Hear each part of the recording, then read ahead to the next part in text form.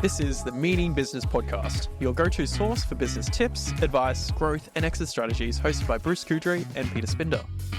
Each episode, we bring you real stories, expert insights, and practical advice to help you succeed in today's market.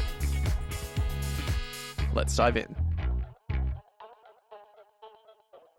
So I understand that insolvencies in Australia are at a record high.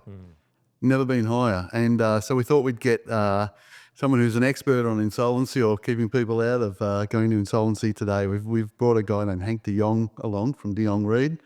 And, you know, we're going to hear some stories today, Hank. And so welcome, by the way. Welcome, Hank. And, Thank you. we're going to hear some stories, I guess, about the things that you've done. Before we get to that, I guess I just wanted to say a lot of the people I've met over the years that have dealt with your company have been incredibly impressed. We've heard many seminars and webinars your company's done, and it's just incredible. You know, I've been in business since I was 22. In fact, my business career parallels Hank's a little. It does. Both grew up in Wollongong, spent time in Wollongong. We did. We got out of there alive, like cars. You got into the car rental business. I got into the car rental business. We did. Yep. And we both ended up in Queensland. So Yeah, it is. happy ending.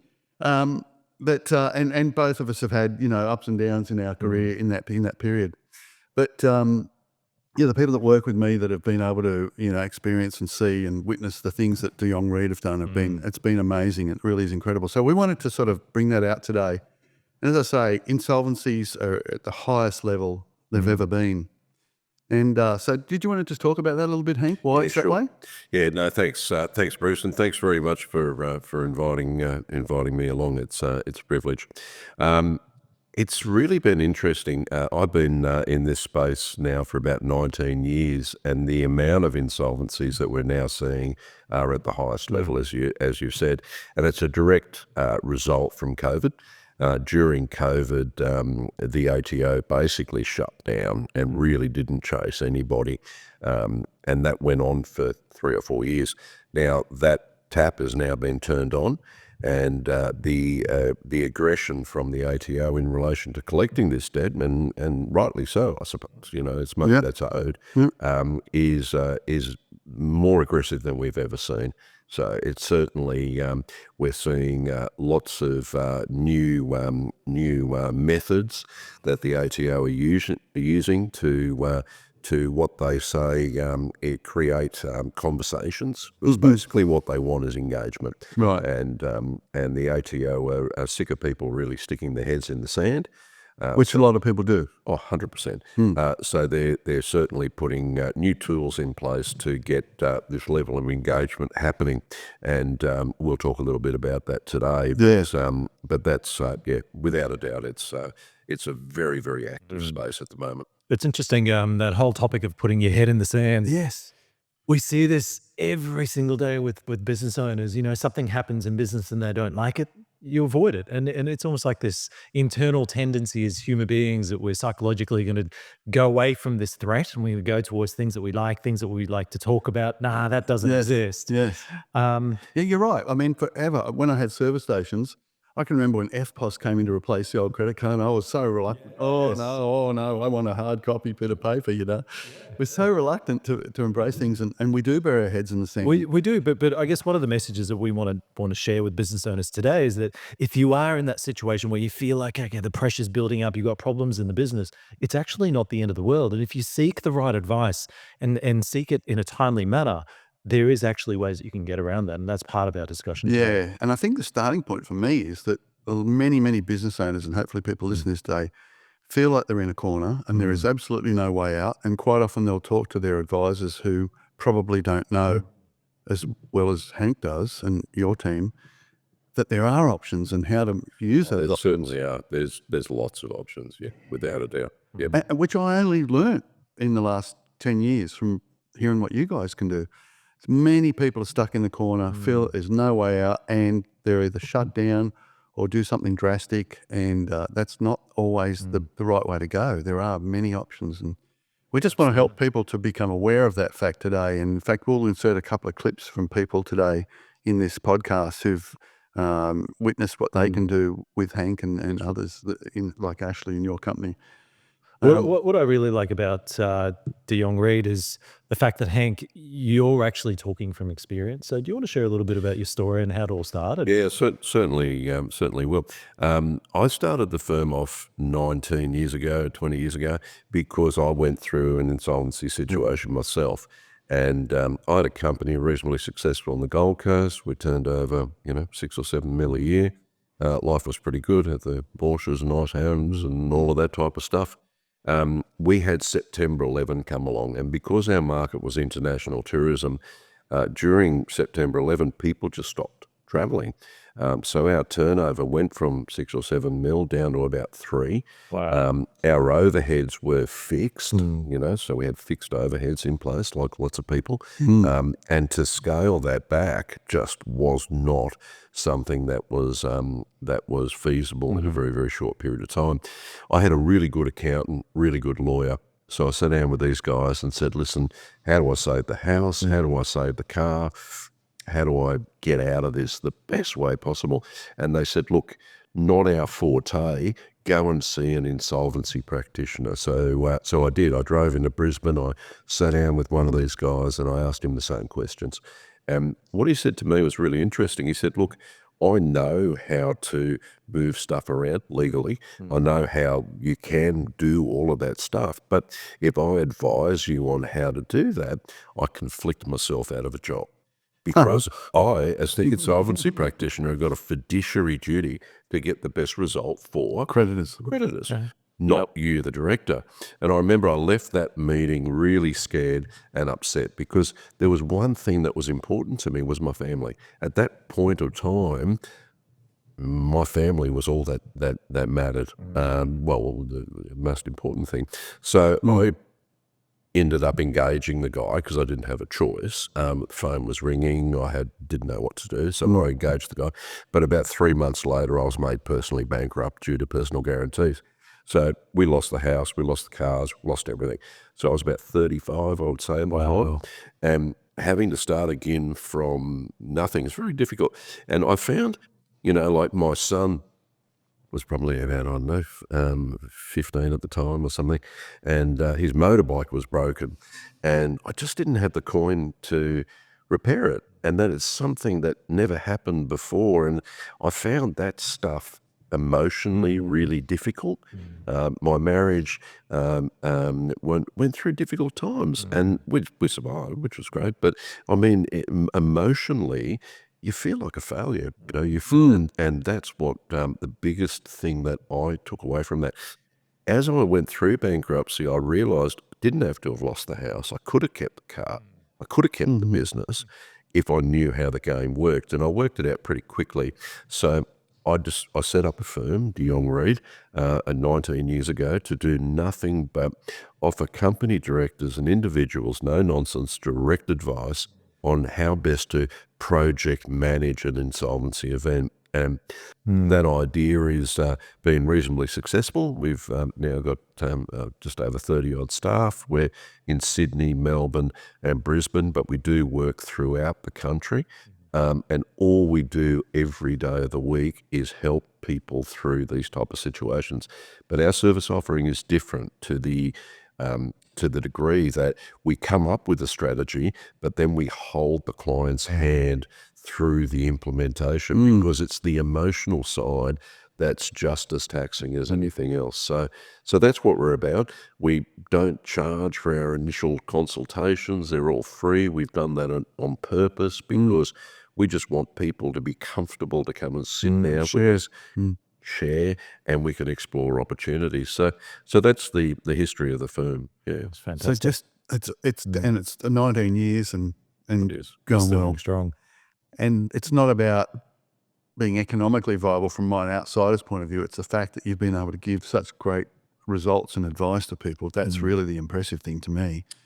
So just on that, a lot of people, not only do they feel they're in the corner, but they also feel a little embarrassed about things, even though it's not necessarily their fault. And it's very hard for people to come and talk to you openly.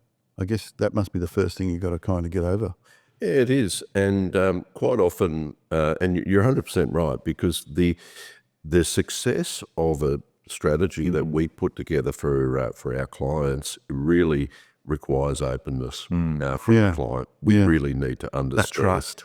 100%. We need to understand exactly what the situation is. We need to understand what the client wants. The different clients want different things. So I think quite often when we do explain the story of the firm, clients tend to relax a little bit and we just say to clients, listen, give us the truth. Tell us exactly how it stands, because that way we can give proper advice on how best to work that forward. What we sometimes find, sorry, Pete, is your turn next. What we sometimes find is people need to get to the bottom before they're prepared to trust people and open up. Up until that point, they're going to hang on and tenaciously deny, and until they get to that point, they go, I've just got to give up. Do you see that? Yeah, we do. And we would love to see lots of clients before we actually get to see them, because the sooner someone attacks their problems, the more options that are available as time goes on, and if we get a wind-up application on foot or something like that from the tax office, because that's what they're doing nowadays, then the options are less. They're still there. There's still things we can do. But the earlier you get on board, the better it is. 100%. And it's the same for Peter with advisors, it's the same with benchmark business sales. If we can talk to business owners way before they're ready to sell, we can help in little ways, take the reliance off key staff or suppliers, bigger ways, asset sale or share sale, capital gains tax planning. It's just the same thing. But here's the problem, though, and the way that people think is that they're overtly positive about situations. That's not going to happen to me about a reasonably paid person. And you see this in healthcare.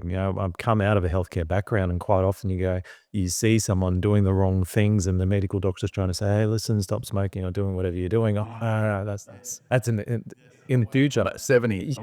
And then the proverbial hits the fan, and like, oh, okay, now then they're scrambling.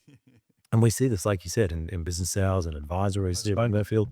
Yeah, and I think this is why it's so important that in discussions like what we're having today, we talk about what are the realities? What does it really mean? What are the things that you need to be aware of, like losing your house, potentially your marriage? There are all these things to then drive it home that, this is serious. This is really serious implications of not acting soon enough and having your head in the sand. So can I just take over and get a bit more here? It's a habit of doing that. Well, I don't want to forget. No, that's good. So two things. Listen to Hank. I've sort of figured out that there's liquidators and receivers and insolvency practitioners, and there's what you do. Those guys look after the creditors. You look after the business owner. That's really a huge difference, right? Yeah. Look, if we can get involved in, we need insolvency practitioners as part of what we do. But if we can get in first, and if we can provide a roadmap and have a look at the situation, is the business worth saving? Yes, it is. Can we move the business sideways legally by way of a sale? We can do that beforehand, and then we can bring the insolvency practitioner in afterwards to tidy up the situation. But quite often, and especially if you go back, like 10, 15 years or probably 15 years or so, banks used to appoint receivers at the drop of a hat. And there were these receivers with these plush offices in the city because the fees that these guys would charge would just be massive. Now, those days are gone now. The banks aren't like that anymore. We've got good relationships with most of the banks where they know that if we're involved, it's going to be beneficial. We'll tidy things up the best way that we can. We'll bring the insolvency practitioner in when we need to. But sometimes we don't need an insolvency practitioner. Sometimes it can be a negotiation with creditors.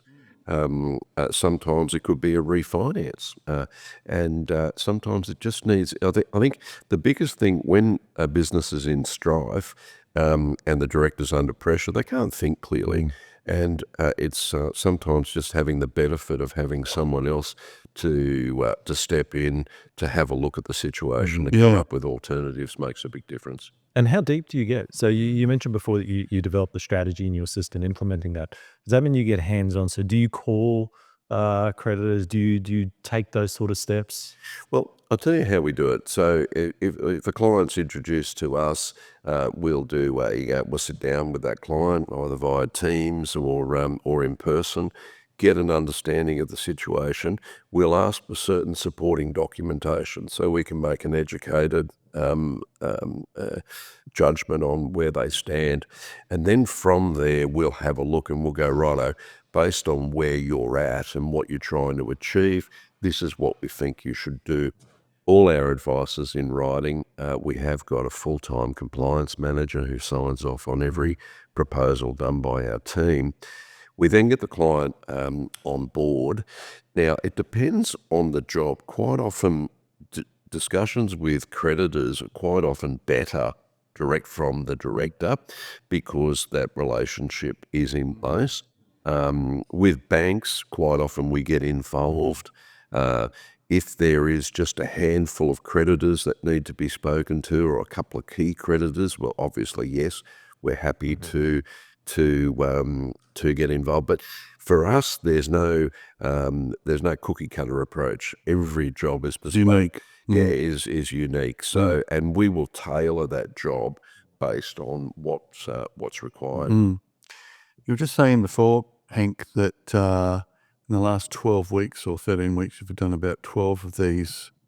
Restructuring. ATO. 100%. Yeah, So talking about that. I do. And before I do that, I just want to go back one step to my last point, that at the end of that first meeting that we have with clients, it's amazing the weight that's lifted off the shoulders, because people come into that first meeting and the wife's there and the husband's there and the wife's scared about losing the house and they've got no direction at all. And at the end of that first meeting, you could see that weight lifted off their shoulders because we go, listen, we can keep the house and we think we can move the business sideways and we think we can do this. We need to dot the I's and cross the T's, but at the end of that first meeting, the relief is just amazing. And then, of course, we do that due diligence and then document it and so on. So it's quite rewarding. But So that's two things there. You get a roadmap, basically, or a plan, and that takes the weight off. 100%, But I think also psychologically, it's just the sharing of the burden. without a doubt. So there's those two parts. So sometimes you might not be able to resolve it. But even just that sharing part has kind of taken a lot of the pressure off too. Sometimes people do need to go into bankruptcy, Yeah. and we can't avoid it, but they want to save the family home. Yeah. Well, generally in 9 times out of 10 circumstances, we can save the family home. And it's just things like that. And you're right, it's having that support. It's being able to pick up the phone and talk to somebody openly about an issue. They might get home at night and there's a letter in the mail that freaks them out, and they can pick up the phone and have a discussion. But And obviously everything you do is confidential. 100%. It has to be. Without a doubt. Without a doubt. But going to that, during COVID, the government rightly predicted that there was going to be an enormous amount of business stress coming out of COVID. So they came up with this idea of this small business restructure, and it's pretty good. So a small business restructure is specifically aimed for companies, not sole traders, and it's pretty much a cents in the dollar offer to unsecured creditors. So secured creditors like your banks, your finance companies, so on, they stay. They don't get touched. Unsecured creditors, we're talking about tax office, we're talking about suppliers, and so on, and directors as well, if they've lent money to their companies, are an unsecured creditor generally. But predominantly it's the tax office that we tend to find is the biggest unsecured creditor. So this small business restructure is, like I said, a cents in the dollar offer to clients that are just not in a position to pay that because of effects of COVID. And we're seeing lots of restaurants had They would have been massive sufferers. And there's suppliers to them too. a lot of subbies in the building industry who have suffered because of a builder falling over, something like that. So we've done about 13 of these small business restructures over the last 12 weeks. And we've settled those for anywhere between 15 and 26 cents in the dollar. So it's pretty good. So, a client, I've got this one example where I know of a subby. The builder fell over, so he just was not going to get paid. He had about $500,000 outstanding to the ATO. It was a big operation. It was, he was a substantial subcontractor. He was just not in a position to be able to pay that, and we were able to settle that for $100,000. So now that $100,000 can be on a payment plan, over 12 months or over 18 months or something like that. So it's a really, really good tool. And the important thing is, out of those ones that we've done, out of the 13, we've had 12 of those across the line, and one of them not. And so, in other words, the ATO supported every one bar one, and the one that they didn't was just very, very poor compliance history in the past. So you're not going to win them all anyway. you're not going to win them all anyway. But For me, that's an example of the exact sort of thing that most business owners don't know, that you can help with that sort of thing. So many people will be sitting there with that $500,000 owing to them. Panicking. I got to the shut down. scary thing about it, Bruce, is a lot of those people will be going to the bank and saying, "Can we borrow $500,000?" and sometimes getting it, and then paying that to the ATO. Now, I've got no problem with paying the ATO, don't get me wrong, but if, for instance, they could do a small business restructure and settle that for $100,000, well, it's a better deal. We are working very, very closely with Bluestone at the moment, and Bluestone are supporting the small business restructuring process that we're proposing. So the deal that we've got working with Bluestone at the moment is, if, for instance, a client wants to put up a small business, so let's look at that subcontractor. He needs the $100,000. Like I said to you, he could put that on a payment plan, but let's say he just wants to pay it up front. So Bluestone will lend him the $100,000. So they will lend for tax debt. They will give us a conditional approval. We will go to the creditors meeting with that conditional approval and say, listen, we're putting up an offer of $100,000. Here's a conditional approval from Bluestone that says if creditors accept it, Bluestone will fund it. Wow. Okay. And then once that's done, then Bluestone will do the funding. So we're doing lots of discussions with them at the moment and different brokers, because that's quite often where people end up with tax debt, is with a finance broker going, listen, I want to borrow some money, but if we can get them to talk to us first, maybe we do that. Maybe we do go to the broker, but maybe we do it smarter.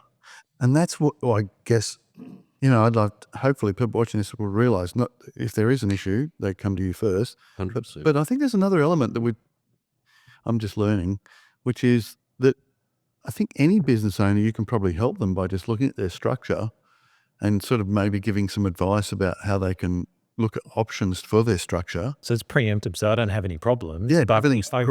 Yeah, but things can change. And so I need to be aware about Why not look at that?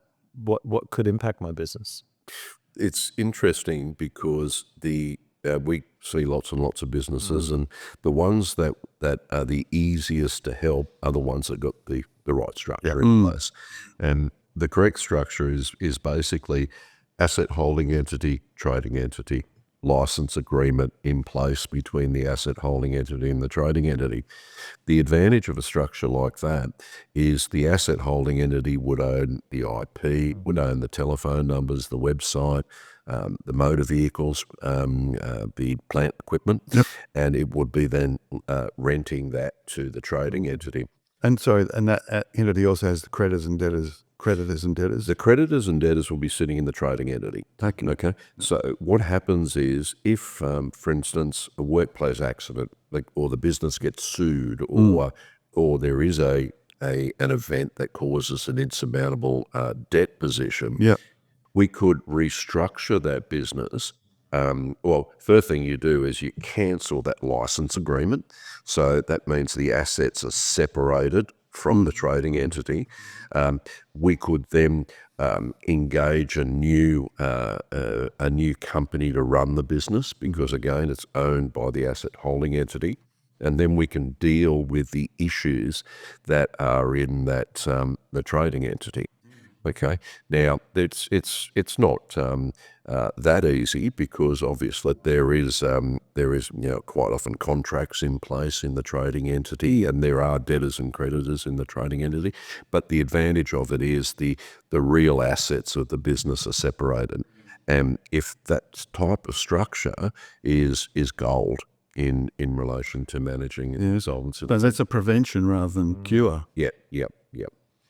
And the other really good prevention is the savvy directors, when they lend money to their companies. Like, we see lots of companies, and you look at the balance sheet and you go, the directors owed a couple of $100,000 or $100,000, or they put their house up as security for an overdraft. Okay. And we go, right, have you taken security for that? And they're going, well, what do you mean? If you go to the bank as a business owner and you try to apply for an overdraft or any type of lending, they'll go, listen, we'll give you that overdraft, but we're going to take an all PAP. We're going to take a security over the company. And what that basically means is, if the company ever gets into trouble, that secured charge holder gets paid first. What directors don't think about is, when they're lending money to their company, they're actually acting as a bank. They're not acting as a director, they're acting as a bank. So it's a very simple process to put a loan agreement in place, to put security in place.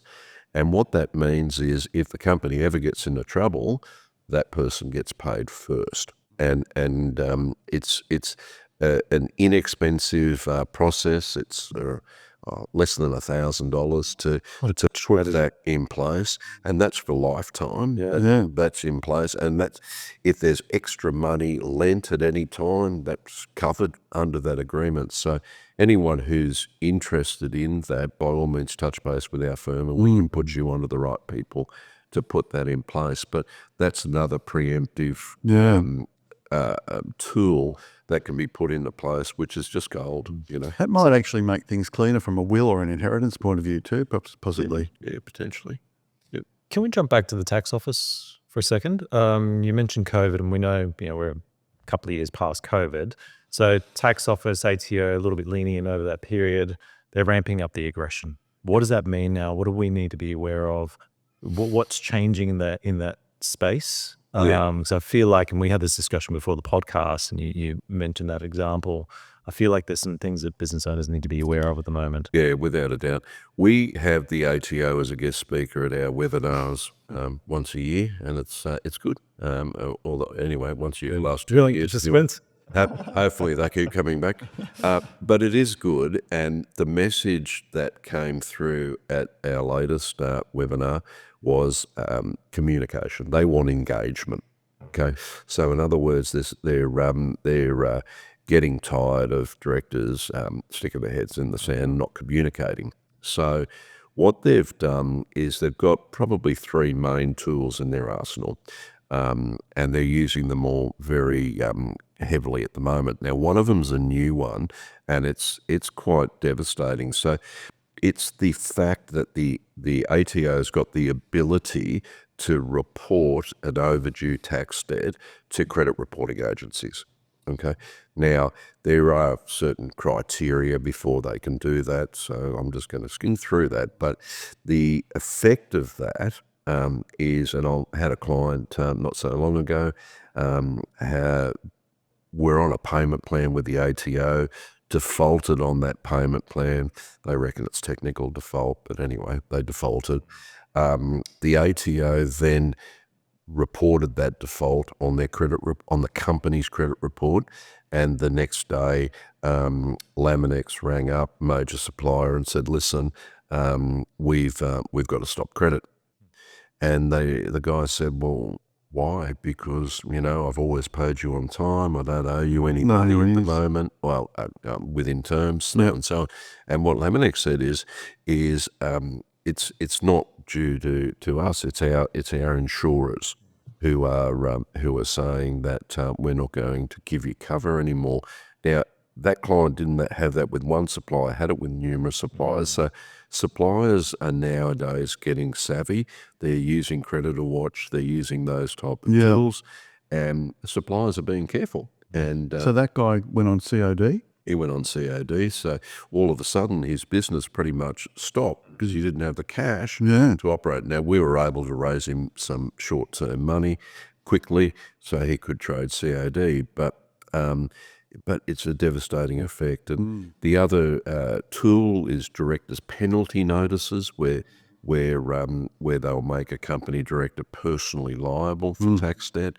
We're seeing that heavily used. Are they another head in the sand thing where people get it and kind of And don't do anything? yeah, there's two types of those directors' penalty notices, Bruce, but one of them gives the director 21 days in which to pay the debt or look at appointing an insolvency practitioner of some sort. If they do that within the 21 days, it extinguishes that liability. Again, I can run through a situation where we had not so long ago with a client. They received we'd looked at this job, and you would believe it was in Wollongong as well.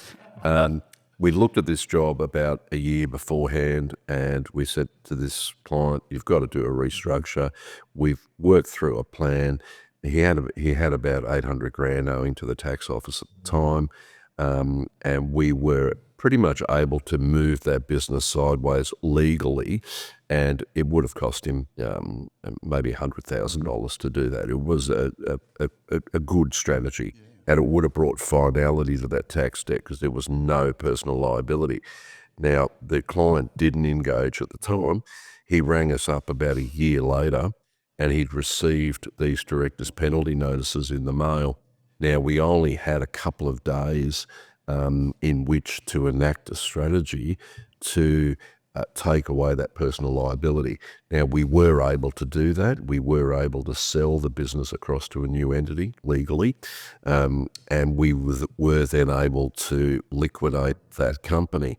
But if that director wouldn't have acted, he would have been personally liable for that director's penalty notice of $800,000. So it really is.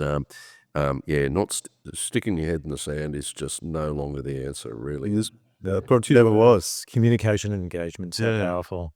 But, we're human, and sometimes the stress is a lot, and we sort of think, oh, I can't What to do with it. put it Yeah. away. Yep. This is the wrong thing to do.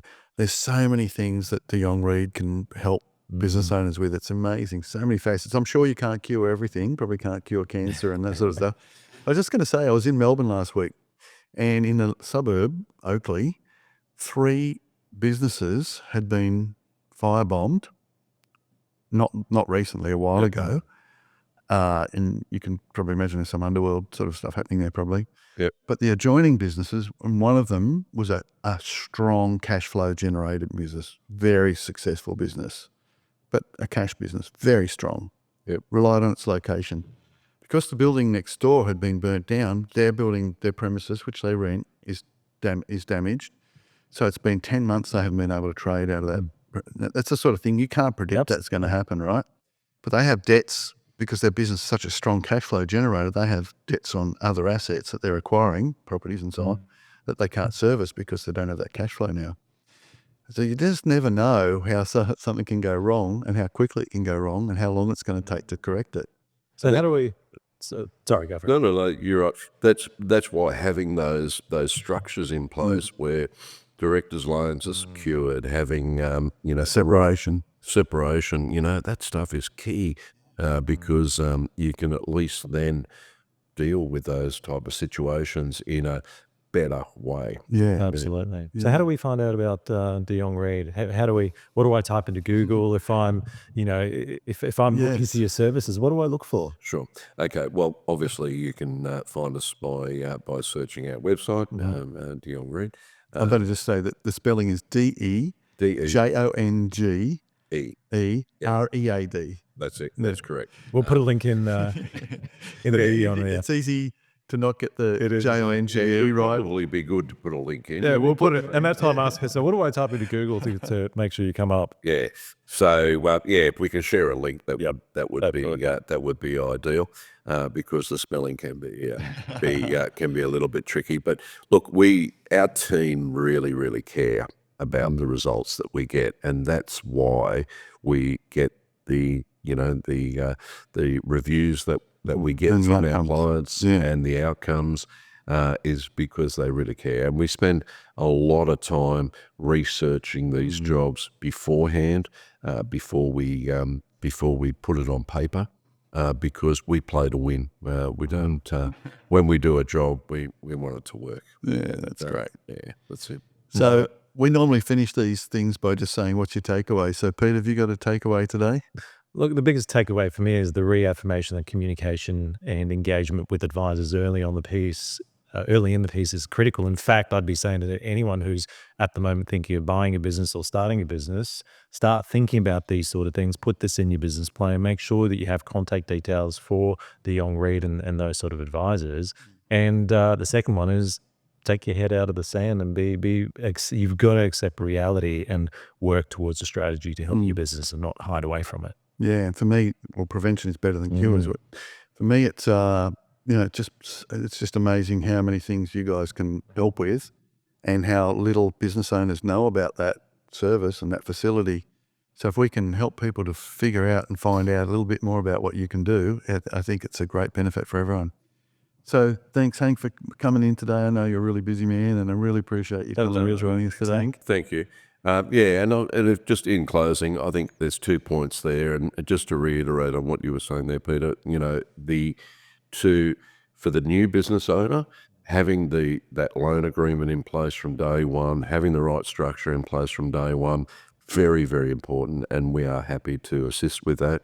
And for those existing businesses who are in a situation where they have got an insurmountable debt that they just simply can't get on top of, pick up the phone, give us a ring, because our team have heard it all before. You're not Robinson Crusoe, it's there's lots and lots of people in similar positions.